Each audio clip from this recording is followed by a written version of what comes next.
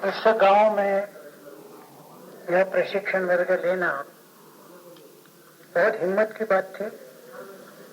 कठिनाइयां बहुत थी। इसका अंदाजा इससे हम कर सकते कि पीने का अच्छा पानी भी यहाँ दूर से लाना पड़ता था। ऐसी परिस्थिति में आंध्र प्रदेश के अपने कार्यकर्ताओं ने विद्यासागर राव के नेतृत्व में यह हिम्मत दिखाई। इसलिए मैं उनका अभिनंदन करता हूँ। यहाँ मैनेजमेंट में जिन्होंने काम किया उनके प्रति हम आभार प्रकट करते हैं। भारतीय किसान संघ के लोग भी उसमें है, राष्ट्रीय स्वयंसेवक संघ के है, विद्यार्थी परिषद मजदूर संघ के भी कुछ लोग हैं। जिन्होंने मैनेजमेंट में काम किया उनके प्रति हम कृतज्ञता प्रकट करते हैं। जितना समय उपलब्ध था उसका पूरा अच्छा उपयोग किया गया, ऐसा मुझे लगता है। वैसे तो हर एक विषय बहुत विस्तृत हो सकता है, किंतु समय जितना उपलब्ध था उसमें और आवश्यक वह सारे विषय आ गए, ऐसा मैं समझता हूँ। केवल एक बात का पुनस्मरण जाते समय करना उपयुक्त रहेगा, ऐसा मुझे लगता है। उद्घाटन भाषण का प्रारंभ ही जिस विषय से हुआ, आत्मचिंतन, आत्मनिरीक्षण, हम कौन है, इसका स्मरण फिर से जाते समय करना आवश्यक हुआ। हमने बृहत आरण्यक उपनिषद से यह बात बताई थी कि शरीर की रचना में इंद्रियों का स्थान क्या है, प्राण का स्थान क्या है। और उसमें यह बताया था कि दोनों नौकर है शरीर के, लेकिन इंद्रिय शरीर के वेतन लेने वाले नौकर है, प्राण शरीर के अवैतनिक वेतन न लेने वाले नौकर है। और इसके कारण दोनों के कार्य के स्वरूप में अंतर है। और अंतर यह बताया कि जो वेतन पाने वाले इंद्रिय है वे, उनको वेतन मिलता है इंद्रिय का उपभोग इस नाते, शब्द, स्पर्श, रूप, रस, गंध आदि विषयों का उपभोग लेना, यह उपभोग उनका वेतन। प्राण जो है उसके लिए कोई वेतन नहीं है। कुछ न लेते हुए, कुछ उपभोग न करते हुए प्राण लगातार काम करते हैं। लगातार काम करते रहना यह प्राण की विशेषता है। प्राण यदि लगातार काम नहीं करेगा तो आपका शरीर खत्म हो जाएगा। इंद्रियों के लिए यह शर्त नहीं है। इंद्रिय थक भी सकते हैं, ज्यादा काम करने से विश्राम की आवश्यकता उनको होती है। इसीलिए फिर सप्ताह में एक बार छुट्टी चाहिए, हमारे वर्किंग आवर्स निश्चित होने चाहिए आदि जो मांगे उठती है। इसका कारण ही है कि इंद्रिय थक जाते हैं। थकने का अधिकार प्राणों को नहीं है। हम कौन है इसका जब विचार करते हैं तो यह ध्यान में रखना चाहिए। वहां सब पूर्णकालिक कार्यकर्ता एकत्रित हुए हैं। इनमें से कुछ संगठन मंत्री यह अभिधान प्राप्त किए हुए हैं।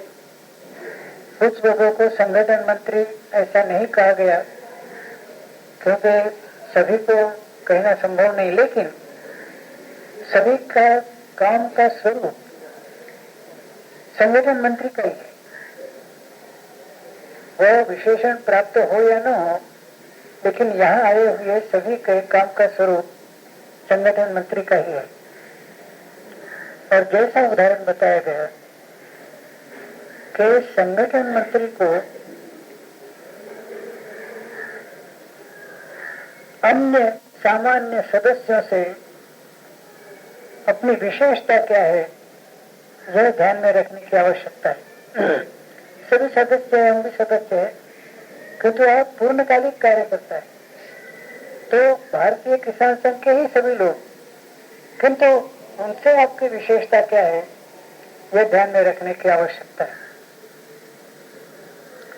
पहली विशेषता यह है, जैसे मैंने कहा कि बाकी इंद्रिय वो थक जाते हैं, थकने का उनका स्वभाव है, उनको अधिकार है। वैसे सामान्य सदस्य थक जाते हैं, थकने का उनका स्वभाव है, थकने का उनका अधिकार है। जैसे अभी जब कल चर्चा हुई तो स्पष्ट हुआ।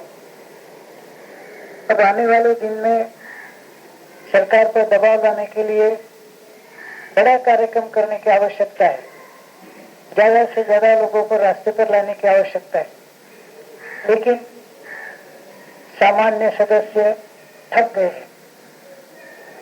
अभी जो डेमोन्स्ट्रेशन हुए विभिन्न प्रदेशों में, तो उसमें आर्थिक दृष्टि से थक गए हैं, शारीरिक दृष्टि से थक गए हैं, तो इसलिए कार्य की रचना अलग ढंग से कार्यक्रम की रचना करनी पड़ी। तो सामान्य सदस्यों को थकने का अधिकार है, थकने का स्वभाव उनका होता है, जैसे इंद्रियों का है। प्राणों को थकने का अधिकार ही नहीं। प्राण लगातार काम करते रहे, यह आवश्यक है। प्राणों ने काम छोड़ दिया तो देह समाप्त हो जाएगा। वैसे संगठन मंत्री जो है, उनको थकने का अधिकार नहीं है, थकने का उनका स्वभाव होना नहीं चाहिए। यदि थक जाते हैं तो भी स्वभाव को बदलना चाहिए और लगातार काम करते रहना, यह उनका स्वभाव होना चाहिए। यह एक बात हम ध्यान में रखें। दूसरी बात ध्यान में रखें, इंद्रियों को वेतन मिलता है। क्या वेतन लेते हैं? उपभोग। प्राण वेतन नहीं लेते, यानी उपभोग नहीं लेते। प्राण का राष्ट्रीय स्तर पर, सामाजिक स्तर पर जो विचार होता है, तो जो स्थान उपभोग का है वही स्थान पैसा और प्रतिष्ठा का है। तो सामान्य सदस्य है, वो पैसा और प्रतिष्ठा इसका विचार कर सकते हैं, किंतु जो संगठन मंत्री है वो पैसा और प्रतिष्ठान का विचार नहीं कर सकते, माने वेतन नहीं ले सकते, अवैतनिक है। तो प्रतिष्ठा और पैसा इसका विचार न करते हुए लगातार काम करते रहना, जैसे प्राणों की भूमिका है, वैसे ही पूर्णकालिक कार्यकर्ताओं की भूमिका है। इससे आपको स्पष्ट होगा कि सामान्य सदस्यों की तुलना में पूर्णकालिक कार्यकर्ताओं की भूमिका भिन्न है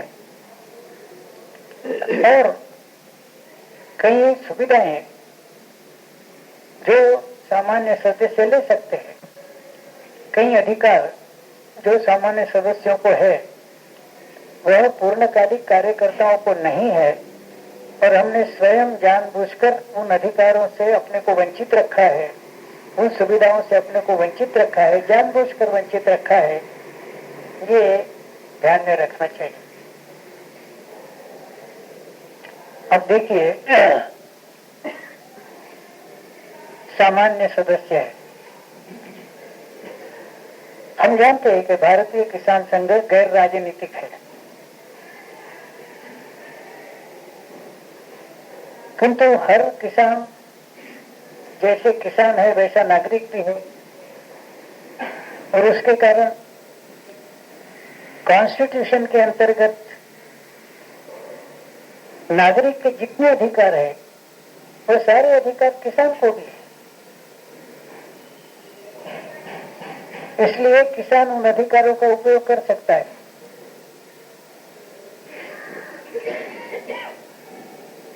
हर किसान मतदाता है, आप भी मतदाता है, किंतु भारतीय किसान संघ को राजनीति से अलग रखा। इसके कारण भारतीय किसान संघ के नाते हम राजनीति में कुछ काम न करें, चुनाव के समय हम कुछ काम न करें, यह आवश्यक है। किंतु व्यक्तिगत रूप से सामान्य सदस्य को नागरिक के नाते काम करने का अधिकार है, सामान्य सदस्य को। लेकिन आपको वह अधिकार नहीं है। नागरिक आप भी है, किंतु भारतीय किसान संघ गैर राजनीतिक है यह सिद्ध करना हो तो आपको वो अधिकार नहीं है। सामान्य सदस्य हिस्सा ले सकता है, क्योंकि आप या आपके क्षेत्र में जो किसान संघ के नाते जाने माने लोग हैं, जिनको लोग किसान संघ के साथ आइडेंटिफाइड मानते हैं, उन्होंने यदि राजनीति में और चुनाव में काम किया तो लोग कहेंगे कि ये तो ढोंगे लोग हैं। एक तरफ कहते हैं कि हम गैर राजनीतिक है और एक तरफ चुनाव में काम कर रहे हैं एक विशेष दल के लिए, तो आपको लोग ढोंगे कहेंगे।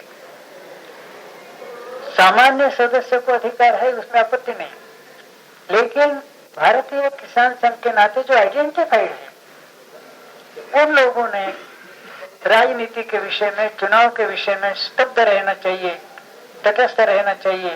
अपने ऊपर हमने खुद यह बंधन लगा देना चाहिए, यह आवश्यक है। वरना जनता को यही लगेगा कि आप जो बोलते हैं, आपकी कथनी और करनी इसमें अंतर है, ऐसा जनता को लगेगा। यह बात राजनीति और राजनीतिक चुनाव के बारे में तो ध्यान में आती है, लेकिन कई बातें हैं जो ध्यान में नहीं आती और लगता है कि ये करने में आपत्ति क्या है। कहीं भी चुनाव हो, अब गांवों में सहकारी संस्थाओं की आवश्यकता है, क्रेडिट सोसाइटी की आवश्यकता है, शिक्षण संस्था की आवश्यकता है, हॉस्पिटल की भी आवश्यकता हो सकती है। तो लगता है कि ये संस्थाएं अच्छी तरह से चलनी चाहिए, इसके लिए हम उसमें हिस्सा लें, अच्छा ही है। कुछ लोग यह भी सोचते हैं कि हम कोऑपरेटिव बैंक को डोमिनेट करेंगे, क्रेडिट सोसाइटी को डोमिनेट करेंगे, यह भी कुछ लोगों के मन में होता है और इसलिए वो उसमें हिस्सा लेते हैं। अब यह ठीक है कि अपने अपने गांव की सहकारी संस्था, हॉस्पिटल, क्रेडिट सोसाइटी, शिक्षण संस्था अच्छी चले, ये तो ठीक है, किंतु ये आपका काम नहीं है। वो कैसी अच्छी चलेगी, इसके लिए आप लोगों की योजना कीजिए, लोगों को बताइए। आप स्वयं इसमें पदाधिकारी न बने, यह आवश्यक है। पहले तो ऐसा लगता है लोगों को कि हम यदि पदाधिकारी बने तो किसान संघ की प्रतिष्ठा बढ़ेगी, हमारी प्रतिष्ठा बढ़ेगी। लेकिन फिर ध्यान में आता है कि आज प्रतिष्ठा बढ़ी ऐसा आभास हुआ तो भी थोड़े साल के बाद आप विवाद का केंद्र बन जाते, विवादास्पद बन जाते, कंट्रोवर्शियल बन जाते, और इसके कारण किसान संघ भी कंट्रोवर्सी का एक हिस्सा हो जाता है।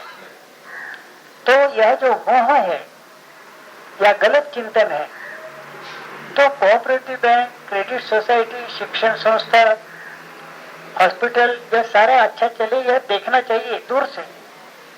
वो कैसी चलेगी, इसके लिए मनुष्यों की योजना भी करनी चाहिए, किंतु स्वयं आप उसमें पदाधिकारी न बने, यह आवश्यक है। वरना किसान संघ में ही आप बाद में झंझट पैदा हो जाएगी। वैसे प्रचारक के बारे में, आपके बारे में एक सामाजिक अपेक्षा बहुत बार निर्माण होती है। प्रचारक के आपके विषय में सभी के मन में आदर है, श्रद्धा है, और कहीं अपने ही कार्यकर्ताओं में कोई झगड़ा पैदा हुआ, जैसे मानो हमारे ही दो कार्यकर्ता हैं, दोनों भाई हैं, पार्टीशन का झगड़ा खड़ा होता है। अब कुछ तो बंटवारा हो जाता है, भाई जमीन कितनी देना है, पोथी में जगह कितनी देना। सवाल आ गया कि अपनी माता के गहने, अलंकार, इसका बंटवारा कैसे करना। आपस में उनका सुलझन नहीं होती, तो सोचते हैं कि भाई कोई तो भी मध्यस्थ होना चाहिए, आर्बिट्रेटर होना चाहिए। आपकी तरफ ध्यान जाता है,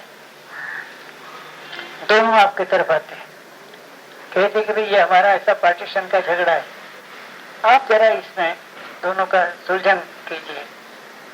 दोनों कहते हैं कि आप जो कहेंगे हम मानेंगे, ईमानदारी से कहते, झूठ नहीं बोलते, लेकिन उनके मन में भाव जो रहता है ये है। दोनों जब कहते हैं कि आप कहेंगे वो बात हम मानेंगे, तो हर एक के मन में यही रहता है कि मैं जो चाहता हूं वही ये कहेगा, और यदि वो जो चाहता है वो आपने नहीं कहा तो नाराज भी हो जाता है, असंतुष्ट होता है। अब ऐसी जो बातें हैं इसमें हमने जानबूझकर समझकर इस झंझट में नहीं जाना चाहिए। लेकिन हाँ, दो भाई ये आपस में उनका कुछ सुलझन हो, इस दृष्टि कुछ व्यवस्था करनी है, और किसी को बताना है, और किसी को इस झगड़े का चार्ज देना है, आप दे सकते हैं। आप स्वयं उसमें उलझना नहीं चाहिए। उलझने से किसान संघ की हानि होगी। आपको मोह होता है कि जो दोनों करे कि वाह वाह आप जो कहेंगे मानेंगे, आपको तो मोह होता है, लेकिन इससे जरा परावृत्त होना चाहिए। वैसे कुछ अपने ऊपर स्वयं हमने बंधन डाले हैं। बंधन क्या है? बंधन है कि अन्य सदस्य वाणी का चाहे जैसा उपयोग कर सकते, करना नहीं चाहिए। केवल किसान संघ के नाते ऐसा नहीं, मामूली व्यवहार में भी लोगों ने अपने भाषा पर नियंत्रण रखना चाहिए, बोलने पर नियंत्रण रखना चाहिए। तो सर्व सामान्य है, केवल किसान संघ के सदस्यों के लिए नहीं। लेकिन जैसे बाकी लोगों को, किसान संघ के सदस्यों को भी अपने खुद पर नियंत्रण रखना आवश्यक है। अब लोगों का संबंध आता है वाणी से, जिह्वा से अपना लोगों का संबंध आता है। अब हर एक व्यक्ति ऐसा कह सकता है कि हमें जो लगता है बोलते, और अपने यहाँ भी जिसको जो चाहते वो बोलने की पूरी स्वतंत्रता है। लेकिन हमने जो निर्णय किया कि सामूहिक विचार विमर्श हो, सामूहिक निर्णय हो, उसमें से सामूहिक नेतृत्व का निर्माण हो। अब सामूहिक नेतृत्व चाहिए तो सामूहिक निर्णय चाहिए। सामूहिक निर्णय लेना है तो फिर सामूहिक जो आपस में बोलने की पूरी स्वतंत्रता चाहिए। कैसे होगा? यदि बैठक में बैठने के बाद सबके ऊपर आपने बंधन लगाया कि नहीं नहीं ऐसी गर्म भाषा नहीं बोलनी चाहिए, नहीं बोलनी चाहिए, ठीक है, झगड़े वाली बात नहीं बोलनी चाहिए, किंतु सभी का आप कंट्रोल कर सकेंगे ये संभव नहीं है। आपके वाणी पर नियंत्रण होना चाहिए। मुझे स्मरण है कि एक मैं जब जनसंघ में था तो एक प्रदेश के जनरल सेक्रेटरी ने कुछ गलत नीति अपनाई थी। उसको समझाने की जिम्मेवारी मैं और जनसंघ के एक दूसरे ऑल इंडिया लीडर दोनों को पंडित जी ने भेजा था। हम गए। वो जो जनरल सेक्रेटरी था उसको लेकर अकेले में मैदान में अंधेरे में हम बैठे, बातें शुरू करनी थी। अब मैं बात शुरू करने ही वाला था तो मेरे साथ जो ऑल इंडिया लीडर आए थे उन्होंने बात शुरू कर दी। बात शुरू कर दी तो हमको बोलने का मौका ही नहीं मिला। वो और वो प्रांत का जनरल सेक्रेटरी, इसमें संवाद चला, और जब प्रांत का जनरल सेक्रेटरी उनकी बात मानने से इनकार करता था तो आखिर में उन्होंने कहा कि get out, you are a first class fool. चला गया वो। बाद में मैंने उनको कहा कि आप ये न कहते तो काम नहीं चलता था क्या? आप इतना भी यदि कहते हैं कि भाई देखो, मैं जो कह रहा हूं तुम्हारे ध्यान में नहीं आ रहा है, जरा समझने की कोशिश करो, तो भी वही परिणाम होता। और तुम गधे हो, ये कहने से भी वही परिणाम। तो इतने कठोर शब्द का आपने प्रयोग क्यों किया? वो मेरे ऊपर गुस्सा हो, उनका दत्तोबन, आप ढोंगी है। इस व्यक्ति के बारे में मैं जो सोचता हूँ आप भी वही सोचते हैं, लेकिन मैं स्पष्ट वक्ता हूँ, जो मन में आता है मैं बोलता हूँ। आप ढोंगी है, आप मन की बात मन में रखते। मैंने सोचा अब इनके साथ क्या बात करना।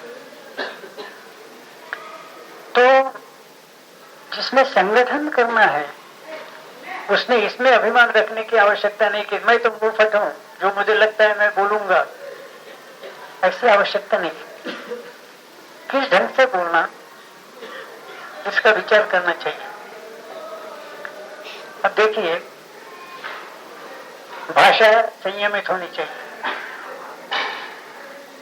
अब हमारे सभी कार्यकर्ता संयमित भाषा का प्रयोग करेंगे ऐसी बात नहीं है। हमने प्रयास करना चाहिए लोगों को संयमित बनाने की, लेकिन सब संयमित बनेंगे ये तो संभव नहीं। लेकिन संयम छोड़ने का अधिकार आपको नहीं, आपने संयमित होना ही चाहिए। अब संयमित भाषा के बारे में भी लोगों के अपने अपने स्वभाव के अनुसार, प्रकृति के अनुसार अलग अलग कल्पनाएं होती है। जैसे मुझे स्मरण होता है, मजदूर संघ में बरौनी में रिफाइनरी में कम्युनिस्टों की यूनियन थी, बहुत प्रबल थी। मैनेजमेंट के साथ उनके संबंध थे और वहां यूनियन निकालने की कोई हिम्मत नहीं करता था। राकेश इस नाम का अपना एक कार्यकर्ता स्वयंसेवक था, उसने हिम्मत की और फिर यूनियन शुरू हुई, मेंबरशिप बढ़ने लगी। लेकिन अपने यूनियन के लोगों को मैनेजमेंट कुचलने की कोशिश करती थी। एक बार वहां के 4-5 अधिकारी जो स्वयंसेवक भी थे वो दिल्ली आए। मैं उस समय मेंबर पार्लियामेंट था, वो मकान पर है। उन्होंने कहा कि ढेंगरे जी, बात ऐसी है कि आपके राकेश ने जो 10 मांगे दी है, उनमें से 5 मांगे तो ऐसी है कि जो हम ऑन द स्पॉट कंसीडर कर सकते हैं, माने उसके लिए कोई ऊपर जाने की भी आवश्यकता नहीं, वहीं के वहीं आपकी मांगे हम पूरी कर सकते हैं, हमारे अवश्य की बात है। तुमने कभी क्यों नहीं करते? तो इसका एक कारण, राकेश हमेशा कठोर भाषा का प्रयोग करता है।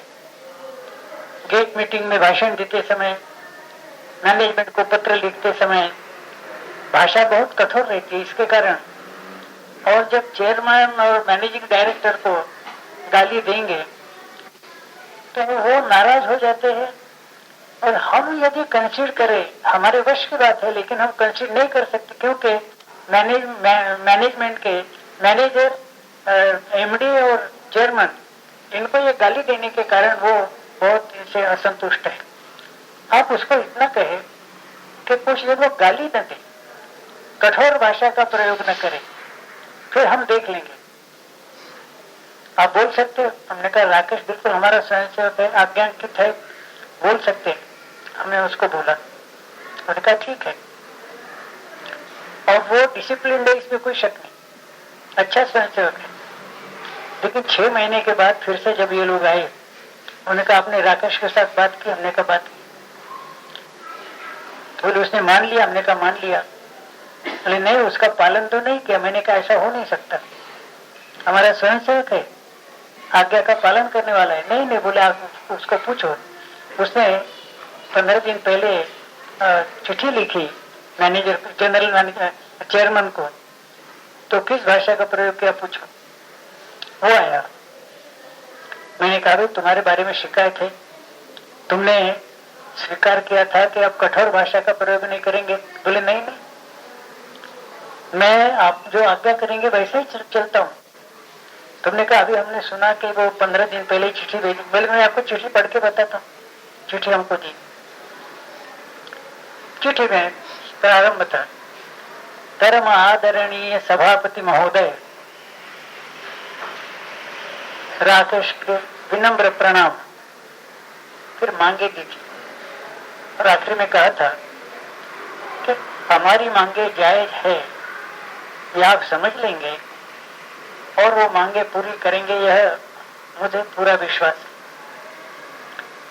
तो भी यदि किसी कारण से आपने ये मांगे पूरी नहीं की तो परम आदरणीय सभापति महोदय, मैं अति विनम्रता के साथ आपको यह बताना चाहता हूं कि उस परिस्थिति में आपका शिरकमल और हमारी चरण पादुकाएं, उनका सुखद संयोग अवश्य होकर रहेगा। राकेश ने कहा, इसमें कठोर शब्द कौन सा है? शिरकमल का, चरण पादुकाएं का। मैंने कहा, भाई ये शब्द जो भी हो, लेकिन भाषा तो कठोर है, मतलब तो एक जूते मारेंगे। तो शब्दों का अर्थ क्या होता है वगैरह, इसके विषय में भी जरा सावधान रहने की आवश्यकता है। ऐसा नहीं, बोलते समय आपका टोन क्या रहता है। संघ के बैठक में मैं एक बार गया, वहां का कार्यवाह बैठक ले रहा था और वो डांट फटकार की भाषा में बोल रहा था। बैठक के बाद मैंने कहा कि भाई देखो, ऐसे डांट फटकार मत करो। दूसरे दिन फिर बैठक थी, उस बैठक में भी मैं था। एक स्वयं सेवक जरा देरी से आया तो इसने डांट कर कहा, प्लीज सिट डाउन। बैठक के बाद मैंने कहा कि भाई आपने उसको डांट कहा दिया? मैंने तो प्लीज शब्द कहा, प्लीज यानी कृपा करके। तो आपने प्लीज शब्द कहा होगा, कृपा करके कहा होगा, लेकिन जो आपका टोन है वो ठीक नहीं था। तो मेरा मतलब है कि इस तरह से अपनी वाणी पर, अपनी आवाज पर, इसलिए अपने स्वभाव पर नियंत्रण लाना यह आवश्यक हो जाता है। इसका मतलब यह नहीं कि लोगों ने बोलना नहीं चाहिए। लोग जो कुछ भी बोले उनको संयमित रखने का आप प्रयास करें। सब संयमित रह नहीं सकते, किंतु आप जो यहाँ बैठे हुए लोग हैं, आपने ध्यान में रखना चाहिए कि आपकी भाषा और आपकी वाणी, आपकी आवाज यह नियंत्रित होनी चाहिए, संयमित होनी चाहिए। अब हम सामूहिक नेतृत्व, सामूहिक विचार विमर्श का विचार करते, ये कैसे हो सकता है? तो उसका सूत्र है वाक स्वातंत्र्य कर्म नियंत्रण। वाक स्वातंत्र्य कर्म नियंत्रण ने बैठक में जिसको जो लगता है वो बोले, स्वतंत्रता है। लेकिन एक बार सबका बोलना होने के बाद बैठक में जो निर्णय होगा वो निर्णय सबने अपना ही निर्णय है ऐसा समझना चाहिए। ये नहीं जैसे पद्धति है कि मेरी बात नहीं मानी गई। ऐसा है कि कोई भी निर्णय लेते हैं तो उसके कुछ अच्छे परिणाम होते हैं, कुछ खराब परिणाम होते हैं। मैं एक बात बोल रहा हूं, आप दूसरी बात बोल रहे हैं। अब मैं जैसे जानता हूं कि इससे कुछ दुष्परिणाम होते हैं, आप भी जानते हैं कि दुष्परिणाम होते हैं, लेकिन आप क्या सोचते हैं कि ऐसा निर्णय लेने के कारण अच्छे परिणाम कितने होते हैं, ऐसा निर्णय लेने के कारण खराब परिणाम कितने होते हैं? ऐसा कोई निर्णय नहीं कि जिसका कोई दुष्परिणाम नहीं होगा। हर एक निर्णय के कुछ न कुछ दुष्परिणाम होते हैं। लेकिन मैं भी मन में सोचता हूं कि अच्छे परिणाम ज्यादा है या खराब परिणाम ज्यादा है। आप भी मन में सोच रहे कि अच्छे परिणाम ज्यादा है या खराब परिणाम ज्यादा है। आपको ऐसा लगा कि इस निर्णय का अच्छा परिणाम ज्यादा है, खराब परिणाम कम है, आप कहते हैं ऐसा निर्णय लीजिए। किंतु इसके अच्छे और बुरे परिणाम आप विचार में नहीं लिए, आपने, ऐसा नहीं है। अब मैंने जो कहा उसके विपरीत आपने निर्णय लिया, दुष्परिणाम दिखने लगे। और यदि मैं शुरू करता हूं, मैं पहले से ही कहता था, मैं जानता था मेरी सुनता कौन है। अपनी यह पद्धति है कि मेरी सुनता कौन है। ये स्टाइल ठीक नहीं है। बाकी लोग ले तो आपत्ति नहीं, आपने नहीं ये स्टाइल लेनी चाहिए। आपने समझना चाहिए कि जो निर्णय सामूहिक हुआ है, शायद आपने जो बताया उसके विपरीत निर्णय हुआ है, तो भी एक बार निर्णय हो गया तो वो मेरा ही निर्णय है, ऐसा समझकर आगे की चर्चा चलानी चाहिए। परम पूजनीय गुरु जी सरसंघ चालक होने के पहले सिंधी में एक बैठक हुई, आप सब जानते हैं, जहाँ संघ की कार्य पद्धति, आज्ञाएं, प्रार्थना आदि का पूरा विचार हुआ। तो वहां चर्चा चलती थी। माननीय अप्पाजी जोशी ने ऐसा लिख के रखा है कि हमें ये गोलवलकर के बारे में बड़ा आश्चर्य होता था। कोई विषय निकला तो गोलवलकर आवेश के साथ अपनी बात रखते थे, लेकिन निर्णय यदि उनके कहने के विपरीत हुआ तो जैसा उनका ही निर्णय है यह समझकर अगली बैठक में फिर से हिस्सा लेते थे। यह जो विशेषता है, वाक स्वातंत्र्य, कर्म नियंत्रण, इसी के आधार पर सामूहिक नेतृत्व निर्माण हो सकता है। अब वाक स्वातंत्र्य दिया, इसमें आपको भी मन की तरह तैयारी रखनी चाहिए कि बैठक में आपके ऊपर भी लोग छीटा कशी करेंगे। इसके कारण एकदम उत्तेजित होने की आवश्यकता नहीं, उनकी तरह तैयारी रखनी चाहिए कि बैठक में आपके ऊपर भी लोग छीटा कशी करेंगे। इसके कारण एकदम उत्तेजित होने की आवश्यकता नहीं, जैसे कुछ हुआ ही नहीं ऐसा समझकर और बैठक कंडक्ट करना चाहिए। आपके ऊपर आरोप हो सकते हैं बैठक में, किंतु इसके कारण उत्तेजित होकर जोर से बोलना ऐसी आवश्यकता नहीं। इग्नोर कीजिए उसको, उसकी तरफ दुर्लक्ष्य कीजिए, बाकी बैठक का काम आप कंडक्ट कीजिए। तो किसी भी तरह से आप स्वयं विवाद का विषय न बने, इसकी आवश्यकता है। और इस दृष्टि से पूर्णकालिक कार्यकर्ता या संगठन मंत्री के नाते जो हमेशा के अपने बातचीत में नहीं आते, ऐसे भी कुछ विषय ध्यान में रखना आवश्यक हो जाता है। महत्वपूर्ण विषय संपर्क है। किसान संघ के सभी कार्यकर्ता या सदस्य इस विषय पर ध्यान देंगे या नहीं देंगे ये निश्चित नहीं कह सकते, किंतु जिम्मेवारी आपकी है। आप उनको बता सकते वो करेंगे नहीं करेंगे, लेकिन संपर्क की पहली जिम्मेवारी तो आपकी आती है। और संपर्क में क्या ध्यान में रखने की बात है? पहली बात यह है कि किसानों के लिए, किसान संघ के लिए कई लोगों से झगड़ा करना पड़ता है। कभी सरकार से झगड़ा होता है, कभी व्यापारियों से झगड़ा होता है, कभी बाकी लोगों से झगड़ा होता है। और किसानों के हितों की रक्षा करने के लिए झगड़ा अपरिहार्य हो जाता है, तो झगड़ा करना ही चाहिए। किंतु किसान संघ के नाते जब हम झगड़ा करते हैं तब हमारा संगठन मंत्री स्वयं झगड़ालू है, ऐसा नहीं होना चाहिए। जो सरकार के अधिकारी है उनके साथ भी संगठन मंत्री का अच्छा संपर्क होना चाहिए। व्यापारी वगैरह लोग जिनके साथ किसान संघ के नाते झगड़ा होता है उनके साथ भी और संबंध अच्छे होने चाहिए। व्यक्तिगत रूप से संबंध अच्छे हो, संस्था के नाते झगड़ा हो, ये दोनों बातें हो सकती है। कुछ लोग सोच सकते कि हो सकता है या नहीं हो सकता है। व्यक्तिगत रूप से संबंध अच्छे हो, संस्था के नाते झगड़ा करते रहे, इसमें कोई आपत्ति नहीं। लेकिन आपके व्यक्तिगत संबंध सरकारी अफसरों के साथ और व्यापारी और बाकी जो लोग हैं उनके साथ होनी चाहिए।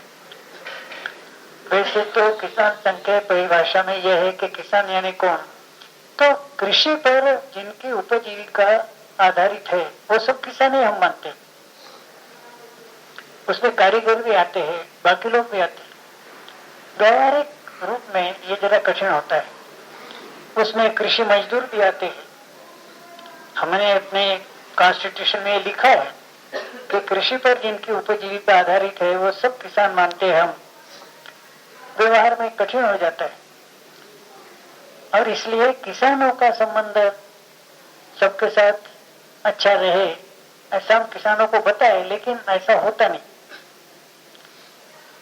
आपका संबंध सबके साथ होना ही चाहिए, चाहे वो कृषि मजदूरों के लोग हो, चाहे देशी कारीगर हो, जैसे बढ़ई है, लोहार है, चर्मकार है, तो सब जो कारीगर है, तो इनके साथ आपके नमस्ते नमस्ते के संबंध सबके साथ आपके होने चाहिए।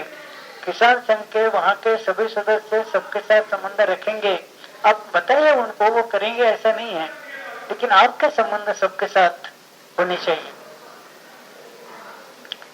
वैसे ही हम सभी किसानों को मिलकर किसान संघ है, ग्रामीण जीवन के साथ हम एकरूप होकर चले, ये अपेक्षा है। और ग्रामीण जीवन के सुख दुख के साथ हमारा सुख दुख एकात्म होने के कारण सभी ग्रामीण जनता अपने को अपना समझे, किसान संघ को, ऐसा हम सोचते हैं। लेकिन आखिर आज का वायुमंडल भिन्न है। आज राजनीति सबके दिमाग पर हावी है। सब लोग राजनीतिक स्वभाव के हो गए। हिंदुस्तान में राजनीतिक जागृति बहुत है, ऐसा जब कहा जाता है, उसका अर्थ इतना ही है कि हिंदुस्तान के 100 करोड़ लोगों में से 100 करोड़ लोग प्रधानमंत्री बनना चाहते हैं, यही इसका मतलब है। और उसके कारण राजनीतिक क्षेत्र में झगड़े होना स्वाभाविक है।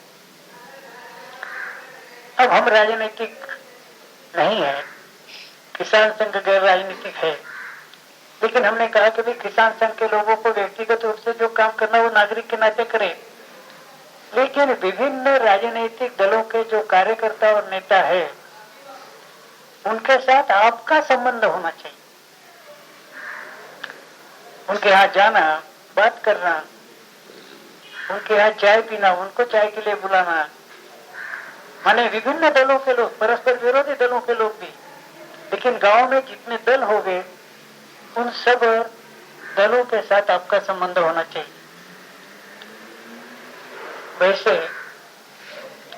हमारे देश में जातिवाद बहुत है, हम उसको खराब मानते हैं, ठीक है, लेकिन है, वास्तविकता से इनकार करना यह भूल है, जातिवाद है।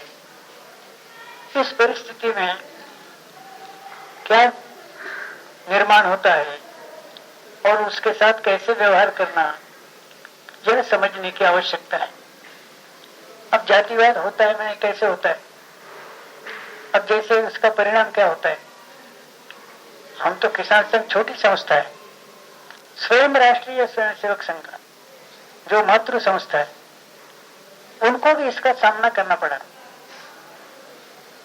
उदाहरण के लिए कि किसी भी गांव में जब शाखा शुरू होती है, तो आखिर शाखा शुरू करने वाला प्रचारक किसी के यहाँ जाकर टिकेगा, वहां रहेगा, उसके जात वाले उसके संबंध में आएंगे, शायद शाखा में पहले आने वाले लोग उसी जाति के रहेंगे, तो एकदम गांव में ऐसा वातावरण निर्माण होता है, वो फलानी जाति का है संघ। अब हमारे विदर्भ में 2 गांव एक दूसरे के नजदीक है, वरहा और कुरहा। तो पहले यह था कि कुरहा में शाखा शुरू हुई, उसको कहते थे ये राजपूतों का संघ है। वरहा में शाखा शुरू हुई, कहते थे ये माली लोगों का संघ है। वास्तव में न राजपूतों का है, न माली का है, सब हिंदुओं का, लेकिन वो समझते नहीं।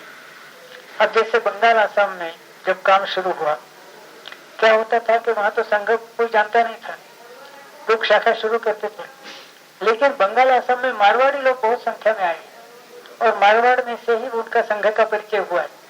तो क्या होता था कि शाखा पर मारवाड़ी लोग आना शुरू होता था, तो स्थानिक लोग कम, मारवाड़ी ज्यादा। स्थानिक लोग कहते थे मारवाड़ियों की शाखा है। सिलचर में कहते थे आसामी लोग कि बंगालियों की शाखा है। इधर आसाम वैली में कहते थे कि यह बंगाली लोग कहते थे कि यह आसामियों के है। माने इस तरह से एक स्वभाव हो गया है। और यह तो संभव नहीं है कि शुरू में काम करेंगे तो बिल्कुल सबको लेकर ही शाखा शुरू होगी, ऐसा नहीं होता। ऐसा होते हुए भी संघ के क्षेत्र में इस परिस्थिति पर मात की गई। परिस्थिति बहुत गंभीर थी। लेकिन मात की गई। महाराष्ट्र में ब्राह्मण ब्राह्मणेतर बात था, कुछ जगह कहते थे ब्राह्मणों की है, किंतु इस सारे परिस्थिति पर मात की। कैसे मात की? तो जातिवाद क्यों है, इसको यदि हम समझ लेंगे तो इस पर धीरे धीरे कई शतकों से चलता आया है, किंतु धीरे धीरे उस पर मात की जा सकती है। अब देखिए कि हम लोग, बाकी नेता भी यदि चाहे कि जातिवाद पर मात की जाए, वह आसान नहीं होता। लगातार ठीक ढंग से काम करने के बाद ही वह आसान हो जाता है। उदाहरण के लिए मैं बताता हूँ, पूजनीय बाबा साहब अम्बेडकर का पहले तो इरादा था कि संपूर्ण समाज को इकट्ठा करना, किंतु फिर स्पृश्य अस्पृश्य दो हिस्से जो है इकट्ठा करना संभव नहीं, ऐसा दिखा। तो सोचा उन्होंने कि कम से कम संपूर्ण अस्पृश्य समाज को इकट्ठा की जाए, और इस दृष्टि से अस्पृश्य समाज में पूरे देश में जिनकी संख्या सबसे ज्यादा है वो चर्मकार। महाराष्ट्र में सबसे ज्यादा संख्या महार लोगों की, उसके बाद मातंग माने मांग लोगों की संख्या। तो सबको इकट्ठा करना यह प्रयास बाबा साहब ने किया। चर्मकार लोग, इनको ज्यादा सामने लाने का भी प्रयास किया, बढ़ावा दिया। General secretary schedule caste federation का किया, कई कार्यक्रमों में उनको उच्च स्थान पर बिठाया, लेकिन सफल नहीं हो सके। स्वयं अपने तरफ छोटापन लेकर भी और चर्मकार लोगों को बड़ा बनाने की कोशिश की, किंतु सफल नहीं हुई। क्यों नहीं हुई? क्योंकि नेता के मन में कुछ भी हो, इतने दशकों से महार कम्युनिटी जो अम्बेडकर की है, उनकी एक ऐसी मनोवृत्ति हो गई कि हम बाकी अस्पृश्यों से श्रेष्ठ है, और वो ज्यादा सुशिक्षित भी थे, आर्मी में उनको नौकरी में, आर्मी में ज्यादा स्थान भी था। तो एक सुपेरियरिटी कॉम्प्लेक्स, हम श्रेष्ठ है, ये भावना निर्माण, इसके कारण उसकी प्रतिक्रिया मांग लोगों पर, चर्मकार लोगों पर हुई।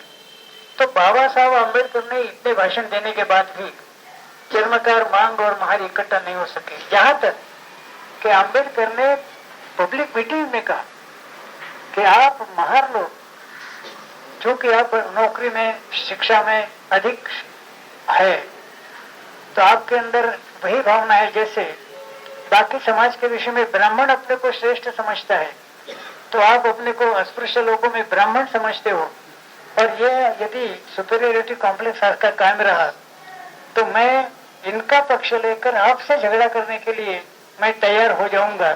ऐसे भी भाषण हुए, लेकिन भाषणों का उपयोग, ये जो पहले से चलती आई मनोवृत्ति है वह सारी बदल जाएगी भाषणों से, यह संभव नहीं है। लगातार प्रयास करना पड़ता है।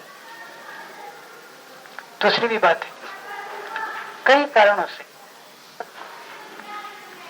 समाज में उच्च नीचता का भाव आ गया है, और जो तथाकथित नीचे की जातियां हैं उनके मन में जन्मजात यह प्रवृत्ति हो गई कि उच्च वर्णियों का विरोध करना, ये हमारे शत्रु है, ऐसे मानना है, जो खो जाता है। हम उसको अच्छा न समझे। क्या इसके ऊपर मात की जा सकती है? संघ ने की है। लोगों को आश्चर्य होता है कि संघ ने इस बात पर मात की है। ये ठीक है कि संघ का क्षेत्र जितना है उतने क्षेत्र में ही संघ ने इस पर मात की है, और स्वयं बाबा साहब अम्बेडकर भी मानते थे कि संघ के क्षेत्र में उच्च नीचता नहीं है, विषमता नहीं है, जातिवाद नहीं है। उनकी शिकायत यही थी कि मेरे मरने के पहले संघ इतना बड़ा नहीं हो सकता कि जो समाज को व्याप्त कर सके, और इसलिए मुझे मेरे समाज को कहीं न कहीं दूसरा मार्ग दिखाना आवश्यक है, नहीं तो वो सारे कम्युनिस्टों के पास चले जाएंगे। वो कहते थे कि my community is a cannon fodder for communist, कि जिनको शतकों तक, शताब्दियों तक जिनको कुचला गया है, अब जिनके अंदर जागृति आ गई है तो उनके अंदर एक चीड़ भी पैदा होती है। ऐसे ही लोग कम्युनिस्ट पार्टी के तोहफों के सामने बलि देने वाले, ऐसे ही लोग उनको मिल जाते हैं। और मैं यदि आज के स्थिति में मर गया, और वो जानते थे जल्दी मरने वाले हैं, आज के स्थिति में मैं मर गया तो मेरा समाज कम्युनिस्ट हो जाएगा। वो कहते थे कि आपके गोलवलकर कितनी भी सही बात बोलते हो, लेकिन गोलवलकर जी की बात मेरा समाज इसलिए नहीं मानेगा कि वो ब्राह्मण है, वो अस्पृश्य नहीं है। तो ये कम्युनिस्टों के चक्कर में न जाए, इसके लिए मुझे कोई ना कोई दूसरा रास्ता दिखाना बाध्य हो गया। और फिर नजदीक का रास्ता मैंने बुद्ध धर्म का जो लिया है। तो इस तरह की वो बात करते थे। अब इसमें ये जो शताब्दियों से भावनाएं चल रही है, इनके ऊपर मात की जा सकती है। कल भी किसी ने कहा, क्या कहा कि ये इस जाति के है, वो जाति के है, ऐसा। तो किंतु इसके लिए आपका व्यवहार, आपका संपर्क ठीक ढंग से, उचित ढंग से सबके साथ लगातार रहना।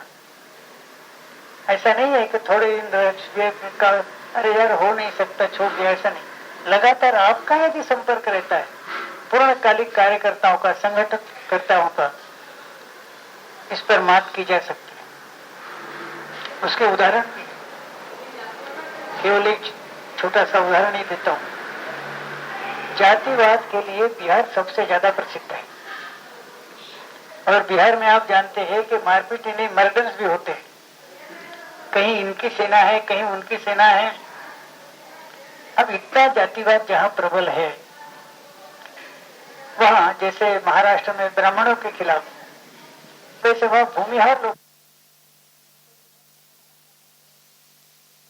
कार्यकर्ता नहीं है, संगठन मंत्री नहीं है, किंतु हमारे प्रांत संघचालक आदरणीय बुबुआ जी भूमिहार है। किसी के भी मन में उनके विषय में भी विद्वेष की भावना नहीं। आश्चर्य। तो इसका कारण एक है कि उनका व्यवहार। तो लगातार आप यदि ठीक ढंग से व्यवहार करेंगे तो इस बात को भी हम अपने कब्जे में ला सकते हैं। समय लगेगा, लगातार प्रयास करना पड़ेगा। ये थोड़ी बात आप समझ लीजिए।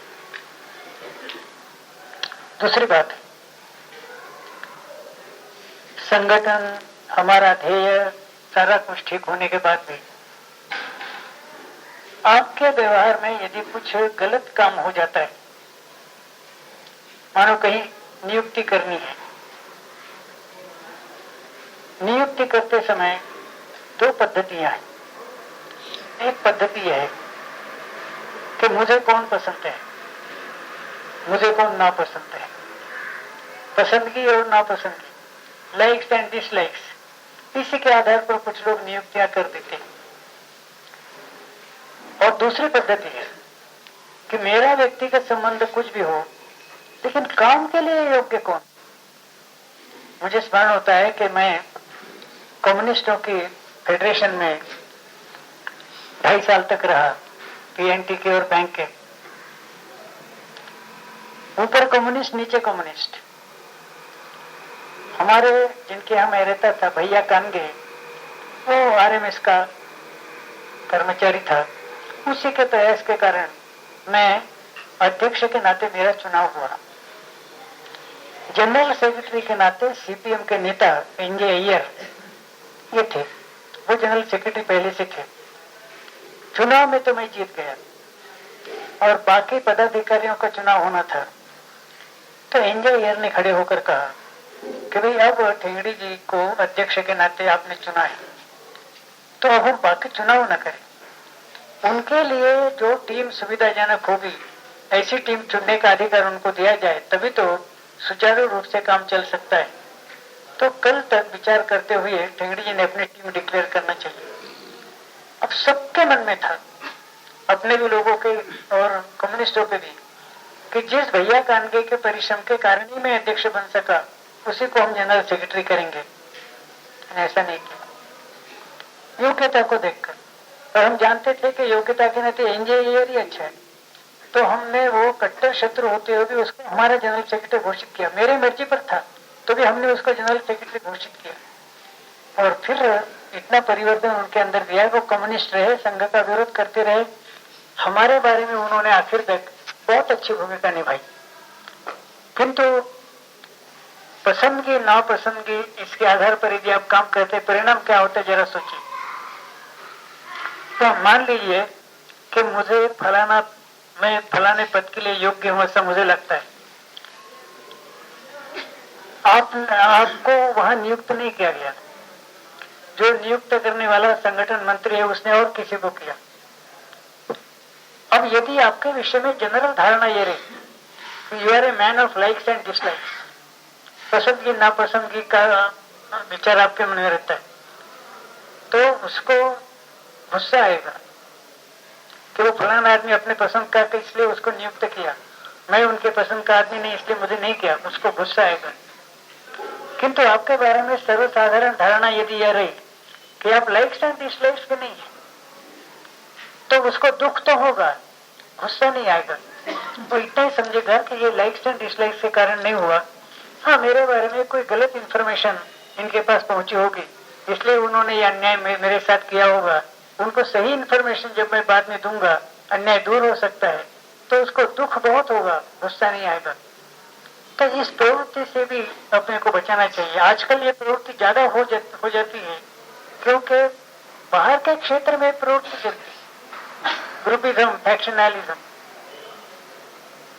और एक बात,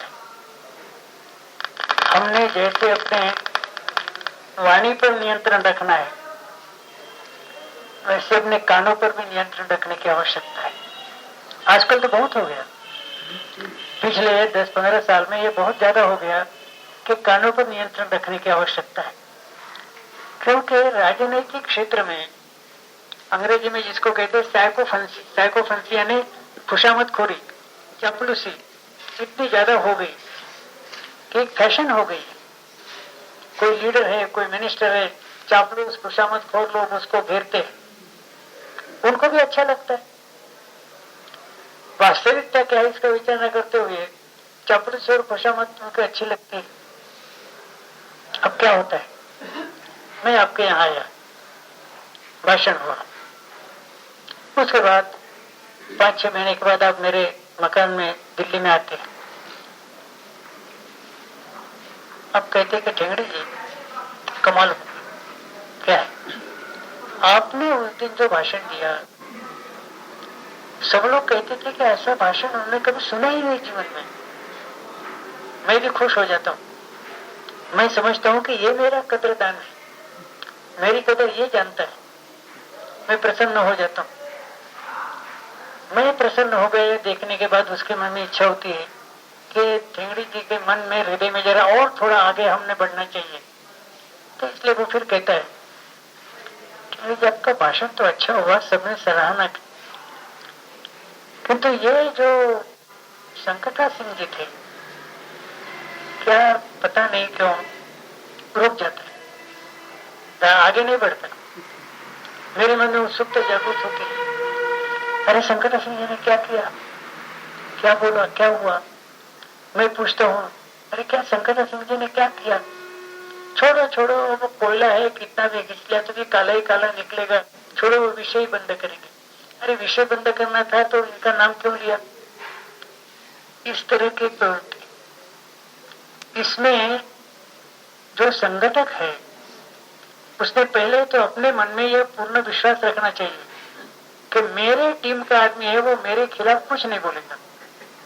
किंतु इतना विश्वास यदि नहीं होता, व्यवहार में क्या होता है, मैंने सुन लिया, मैं सोचता हूँ अरे इन्होंने कुछ मेरे बारे में कहा, मेरे मन में भी उनके मन में विद्वेष की भावना होती, मैं इनके बारे में कुछ बोलता हूँ, वो उनके पास पहुंचता है तो वो भी मेरे बारे में फिर बोलना शुरू कर देते, परस्पर 2 फैक्शंस हो जाते।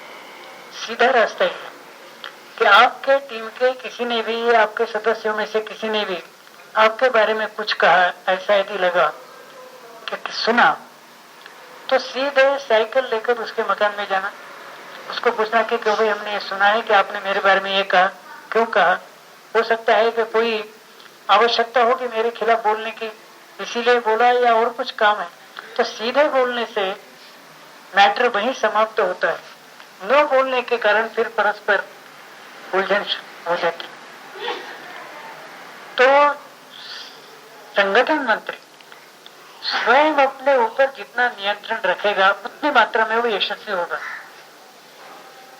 स्वयं अपने ऊपर नियंत्रण, वही बात है कि आज हम एक संघर्ष में जुटे हुए हैं। संघर्ष के लिए किसानों का प्रतिसाद कितना अच्छा रहेगा कितना खराब रहेगा ये संगठन मंत्री के स्वभाव पर अवलंबित है। कुछ संगठन मंत्रियों का स्वभाव ऐसा होता है, काम बहुत करते हैं, उनके इरादे मोटिवेशन बहुत अच्छे रहते हैं, लेकिन मन में एक नर्वसनेस रहता है, कठिनाई तो आती है। कुछ संगठन मंत्री ऐसे हो सकते हैं कि जिनके मन में पूर्ण विश्वास है कि हम सही रास्ते से जा रहे हैं। आज यद्यपि हमको सेटबैक मिलता होगा तो भी इन द लॉन्ग रन अंततः हमारी ही विजय होने वाली है।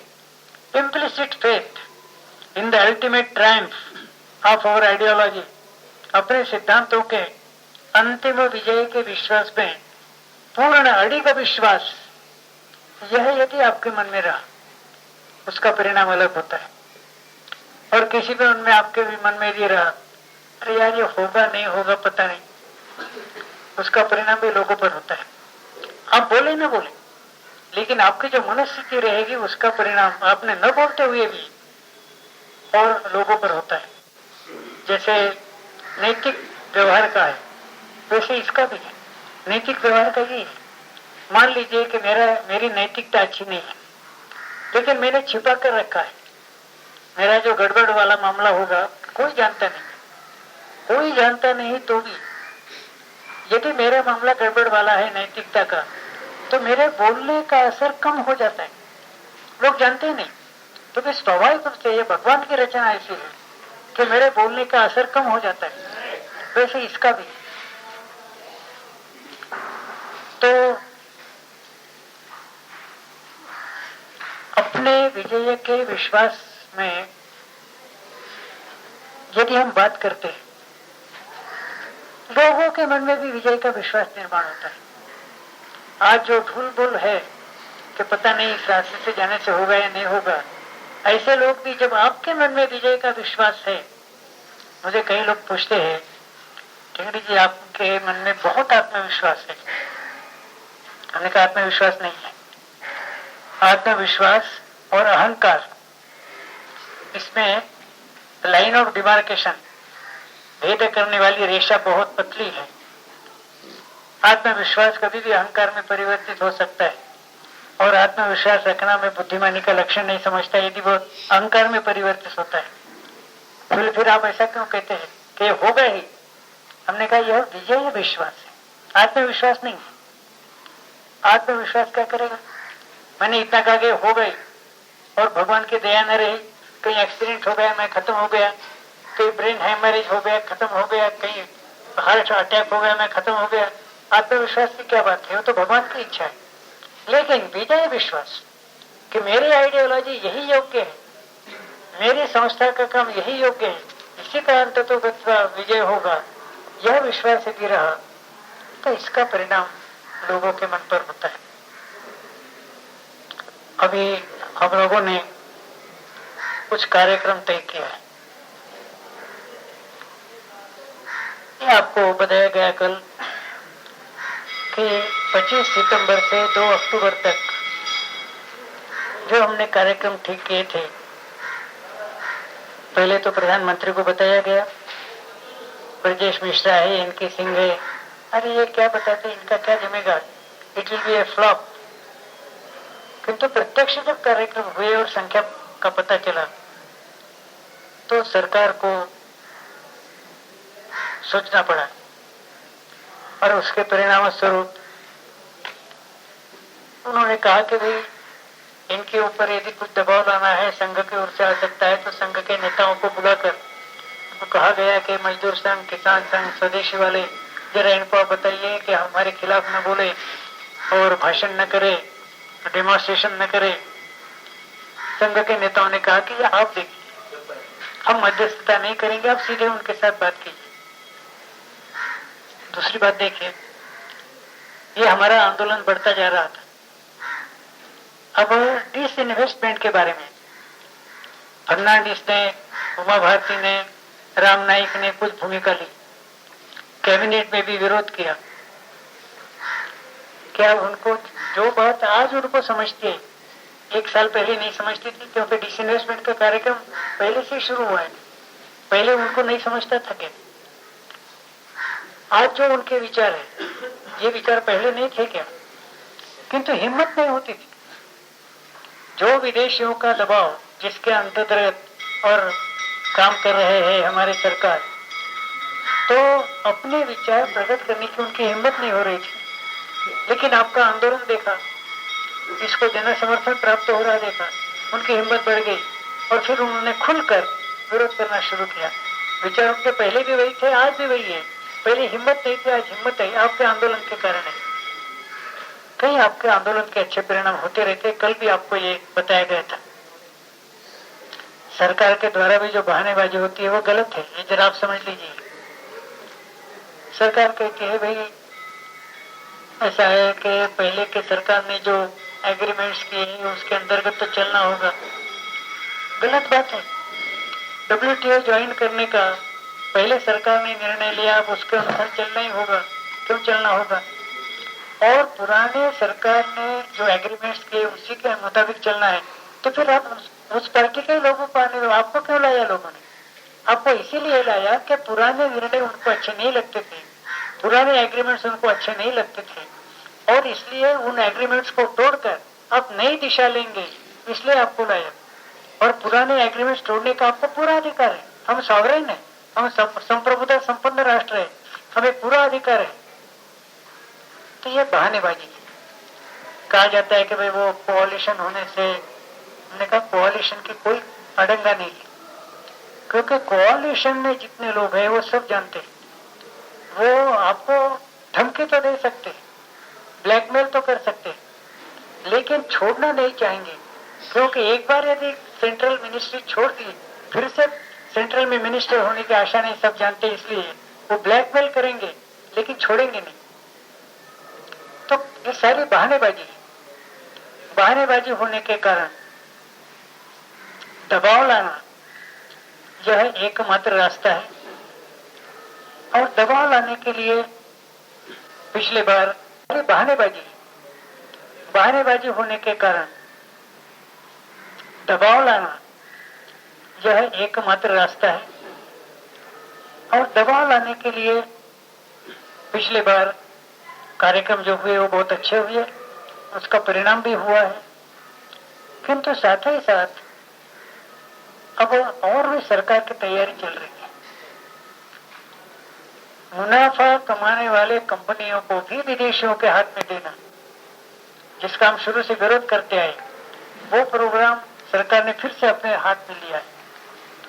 इस समय यदि हम विरोध नहीं दिखाते जनता का, तो सरकार गलत दिशा में जाएगी और हमारी संप्रभुता भी खतरे में आ जाएगी। तो यह बात सही है कि हम लोग बहुत थक गए,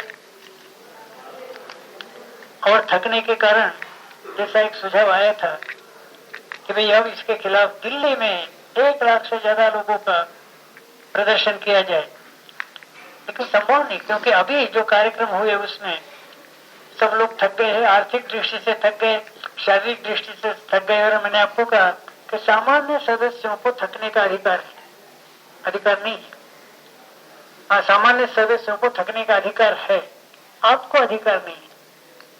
तो इस दृष्टि से सामान्य सदस्य थक गए, इसलिए आर्थिक दृष्टि से वो एग्जॉस्ट हो गए, इसलिए इतना बड़ा कार्यक्रम नहीं हो सकता। तो भी कुछ न कुछ जनता का विरोध और दबाव सरकार पर लाने की आवश्यकता थी। इसलिए कल जो बताया गया वो कार्यक्रम 15 फरवरी से 15 अप्रैल तक ये तय किया गया। अब ये जो कार्यक्रम है, ये कार्यक्रम हम जानते हैं कि आर्थिक दृष्टि से आप बहुत एग्जॉस्ट हो गए, लोगों को जुटाने में तकलीफ होगी, लेकिन इसीलिए एकदम अखिल भारतीय कार्यक्रम न करते हुए या एकदम राज्य स्तरीय कार्यक्रम न करते हुए जिला के स्तर पर हो या कहीं आपको सुविधाजनक लगे तालुका के स्तर पर हो जिस कालखंड में ये कार्यक्रम आप ले सकते हैं आपकी सुविधा से, लेकिन ये होना चाहिए, इसका उद्देश्य एक होना चाहिए कि सरकार पर ज्यादा से ज्यादा दबाव लाना, इसके लिए ज्यादा से ज्यादा लोगों को रास्ते पर लाना, कम खर्चा, ज्यादा प्रभाव, इस दृष्टि से ज्यादा इसकी पब्लिसिटी हो, प्रसिद्धि हो, इसकी व्यवस्था करना। तो अपनी जितनी शक्ति कम होगी उतनी ही लेकर, माने आर्थिक, और कार्यकर्ता थक गए यह भी ध्यान में रखते हुए, किंतु यह सारा आप पूरी ताकत लगाए, सामान्य किसान नहीं लगाएगा, वो तो उस दिन उसको लाना यही आपका काम है, आप पूरी ताकत लगाए। और जिस समय लोग थक जाते हैं उस समय प्रमुख कार्यकर्ता यदि थक जाता है तो हार होती है, किंतु लोग थक गए, अब लड़ने से इनकार करते हैं, तो भी प्रमुख कार्यकर्ता यदि नहीं थकता तो विजय होती है। केवल एक आध उदाहरण देकर मैं भाषण पूरा करूंगा। ऐसा था प्रथम महायुद्ध के समय, फ्रांस हमेशा के जैसे अनप्रिपेयर्ड था। फ्रांस कभी प्रिपेयर्ड नहीं रहता, वो ऐश आराम करने वाले लोग। जर्मनी की तैयारी थी, जर्मन सेना फ्रांस में घुस गई, फिर इन्होंने अपनी सेना का वगैरह एक डिप्लॉयमेंट शुरू किया। पेरिस के ऊपर 20 मील पर मार्न ईस्ट नाम की नदी है, उसके किनारे तक जर्मन सेना आ गई, फ्रेंच सेना उसको रोक नहीं सकी। उस समय उनके सर सेनापति जनरल जॉफरे, इन्होंने उनके जो 20 असिस्टेंट यानी एडजुटेंट्स थे उनको अपने टेंट में बुलाया। उन्होंने कहा कि देखो, मार्न नदी तक जर्मन सेना आ गई, अब हमने प्रत्याक्रमण, काउंटर ऑफेंसिव शुरू करना ही चाहिए, नहीं करेंगे तो पेरिस उनके हाथ में चला जाएगा जर्मनों के, और पेरिस हाथ में जाएगा तो हमारी नाक कट जाएगी। तो 48 घंटे के अंदर मुझे आपका टेलीग्राम मिलना चाहिए कि आपने काउंटर ऑफेंसिव प्रत्याक्रमण शुरू किया है। 20 एडजुटेंट्स के सामने जनरल जॉफरे ने बात की। 48 घंटे में केवल एक टेलीग्राम आया, बाकी 19 लोगों ने टेलीग्राम किया ही नहीं, क्योंकि वो प्रत्याक्रमण नहीं कर सकते थे। टेलीग्राम ऐसा था, उन दिनों में फ्रेंच सेना की रचना ऐसी थी कि एक सामने की प्लैंक, दूसरी दाईं ओर की प्लैंक, तीसरी बाईं ओर की प्लैंक, 3 प्लैंक्स में सेना की रचना थी। एक डायगोनल राइट, डायगोनल लेफ्ट और सेंटर। एक केवल टेलीग्राम आया, उसमें था माय राइट रिसीव्ड, माने जो 3 प्लैंक्स है उसमें से मेरी जो दाईं ओर की प्लैंक है वो पीछे हट रही है। My right received, my centre gives way, माने बीच में की जो प्लैंक है वो टूट गई है। 3 ही प्लैंक्स थी, एक बाईं ओर एक मध्य में, तो मध्य की प्लैंक टूट गई, दाईं ओर की प्लैंक पीछे हट रही। तीसरा वाक्य था सिचुएशन इज एक्सेलेंट, परिस्थिति बहुत अच्छी है, बहुत बढ़िया है। चौथा वाक्य था आई शैल अटैक, मैं हमला करने वाला हूं। क्या मूर्खता का है। लेकिन यूरोप के सैनिक के इतिहास में यह टेलीग्राम स्वर्णाक्षरों से लिखा गया है कि जहां एक प्लैंक टूट गई, एक प्लैंक पीछे हट रही, केवल एक प्लैंक है, ये कह रहा है कि मैं हमला करने वाला हूं, बहुत बढ़िया परिस्थिति है। इस एडजुटेंट का नाम था फॉक। लड़ाई के अंत में जब अमेरिका, इंग्लैंड, फ्रांस, इनकी जो मित्र राष्ट्रों की सेना थी, उसमें इनका स्थान चीफ इन स्टाफ के नाते था। मित्र राष्ट्रों की विजय हो गई, बाद में उनको मार्शल यह टाइटल दी गई। तो मार्शल फॉक फिर से पेरिस में आए विजय के पश्चात, तो सबने बड़ा उत्साह से स्वागत किया। करेस्पॉन्डेंट्स ने उनको पूछा, बोले ये बताइए, आप 20 एडजुटेंट्स थे, अब उसमें से बाकी 13 लोगों ने हार मान ली और आप विजयी हो गए, इसका रहस्य क्या है? बाकी 19 लोगों से आपके अंदर क्या गुण विशेषता थी, विशेष कुछ गुण था, ये बताइए। और वो तो सिपाही आदमी था, राजनेता के समान उसको झूठ बोलने का स्वभाव और अधिकार नहीं था, और इसके कारण जो सच था वही उसने बोल दिया। उसने कहा कि मेरे अंदर उनके तुलना में ज्यादा गुण कुछ नहीं था, उल्टा था कि उनके अंदर 4-5 एडजुटेंट्स ऐसे थे जो मिलिट्री साइंस मेरे से अच्छे जानकार थे। बोले ऐसा यदि है तो फिर वो हार गए, आप जीत गए, इसका रहस्य क्या है? उन्होंने फिर से सोचा। उन्होंने कहा कोई आश्चर्य की बात नहीं, मैं विजय हुआ इसका एक ही कारण था, I was simply determined not to be defeated. मैंने पहले से निश्चय ही किया था कि पराजित होगा, मैं होने वाला नहीं हूं, इसलिए विजय हो गई। इसमें आश्चर्य की क्या बात है? ये सिपाही का जवाब, I was simply determined not to be defeated, ये हम में से हर एक के मन में होना चाहिए। सामान्य किसानों के मन में नहीं होगा, सदस्यों के मन में नहीं होगा, किंतु जो आप लोग यहाँ बैठे उनके भी मन में यह होना चाहिए कि I was simply determined not to be defeated. एक और छोटा सा उदाहरण देकर ये चैप्टर समाप्त करता हूं। इंग्लैंड और फ्रांस की लड़ाई चल रही थी, नाविक दलों की माने नौसेना की लड़ाई थी, ट्राफलगार में हुई। अब ट्राफलगार की लड़ाई में दोनों तरफ के जहाज एक दूसरे पर गोलाबारी चला रहे थे। क्या हुआ कि इंग्लैंड के नाविक दल का एडमिरल, उसके पास खबर आ गई कि अपना गोला बारूद अब समाप्त हो रहा है, बहुत थोड़ा है। उसको लगा कि गोला बारूद यदि समाप्त होते आया है तो ज्यादा गोलाबारी करने से क्या लाभ है, केवल अपने लोगों को मरवाना इतना ही होगा। तो अच्छा है कि हम आत्मसमर्पण करें फ्रेंच नौसेना के सामने। तो उसने अपने केबिन में से जो सबसे सामने जहाज था उसको इशारा दिया कि तुम सफेद झंडी खड़ी करो। सफेद झंडी ये आत्म शरणागति की झंडी होती है कि सफेद झंडी खड़ी करो तो वहां की गोला बारूद वो गोलाबारी बंद हो जाएगी, अपने लोग फजूल मरना ये नहीं होगा। अब उन्होंने वो इशारा किया। पहला जो जहाज था सामने का, उसका कैप्टन नेल्सन नाम का था। उसका एक आंख बिल्कुल फूटी हुई थी। नेल्सन को किसने बताया? अरे वो एडमिरल ने इशारा किया है, संकेत किया है कि सफेद झंडी खड़ी करो। अब वो डिसिप्लिन होने के कारण आज्ञा का पालन न करना भी उचित नहीं था, लेकिन नेल्सन का विश्वास, विजय विश्वास बहुत था। गोला बारूद खत्म होते आए तो भी आपत्ति नहीं, आखिर तक लड़ेंगे। लेकिन एडमिरल ने आज्ञा की है तो क्या करना, अनुशासन भंग भी न हो और अपनी इच्छा के अनुसार लड़ाई चलती रहे।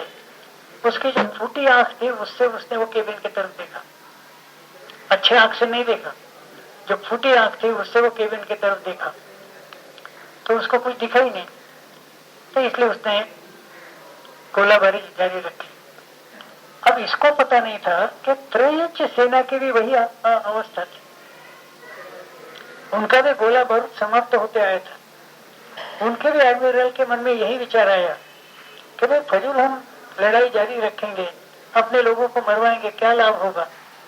तो हमने सफेद झंडी दिखानी चाहिए, उनके भी मन में विचार चल रहा था।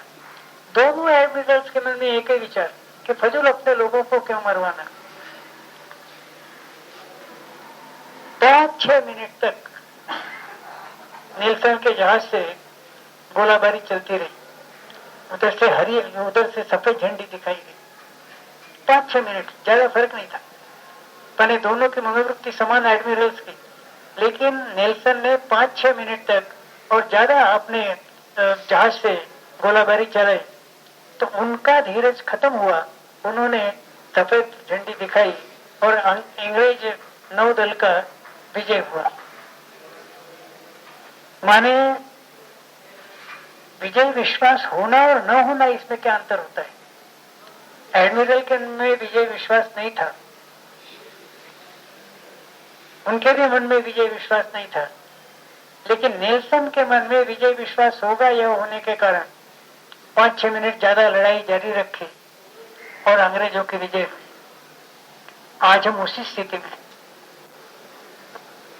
सर्वसामान्य किसान, सर्वसामान्य मजदूर, अभी हमने डेमोन्स्ट्रेशंस किए, बहुत अच्छा परिणाम हुआ। इसके कारण एक आत्मसंतोष कि बस हमने क्या बहादुरी की, अब जरा आराम करेंगे, यह प्रवृत्ति स्वाभाविक रूप से निर्माण हुई। लेकिन ऐसे परिस्थिति में आपका यह जिम्मा है कि इस थकान की परिस्थिति में भी थकान न दिखाते हुए और फिर से ये जो कार्यक्रम करना है 15 फरवरी से 15 अप्रैल तक, तो थकान आप महसूस न करें, आपके कारण फिर बाकी लोगों की थकान दूर होगी, कार्यक्रम यशस्वी हो गए।